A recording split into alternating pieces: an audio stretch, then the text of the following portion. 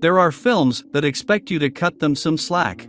If evaluated by the standard criteria, they prove to be extremely vulnerable to criticism. But at the same time, the fact that they feature stimulating solutions, original thoughts, and a peculiar combination of ideas can make them become classics someday. A sci-fi thriller Annular Eclipse is unlikely to reach a wider audience, but it's sure to appeal to those who like clever dystopia stories with a signature directorial style.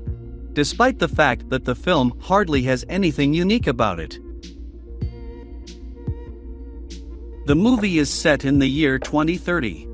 Under the disguise of developing a drug for Alzheimer's disease, the Xiang-Jin Institute of Memory is experimenting with transferring the memory of rich old people into young and healthy bodies. The new technology has already been tested and delivered great results. A hired killer, Ke-Jun, has a feeling that someone has messed with his memory. His partner and girlfriend Yang agrees to help him find out what's going on. However, the closer Ke-Jun is getting to the truth, the more he realizes that he won't like what he'll eventually discover. If you break down Annular Eclipse into smaller parts, you'll be disappointed to realize that the movie has borrowed ideas from all over the place. Here and there, you can see references to Strange Days, The 13th Floor, Equilibrium, Gattaca, Self/Less, and other futuristic thrillers, as well as pieces by David Cronenberg and his son Brandon. On top of that, for some mysterious reason, the aide to the archvillain is wearing the exact same oxygen mask as Bane from The Dark Knight Rises. Towards the finale, the film starts giving off the vibes of the South Korean The Vengeance trilogy.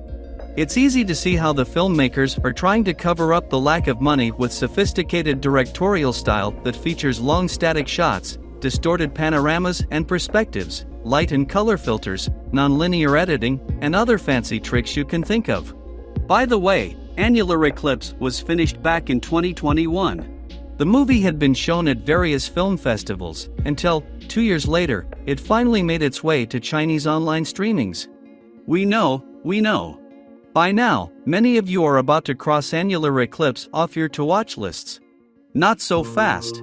Despite all its shortcomings, it's a solid and coherent film with a captivating atmosphere.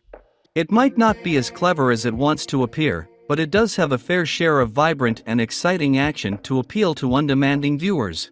Chinese filmmakers lack experience in making decent sci-fi pieces, but this doesn't stop them from exploring that terrain with their usual dedication.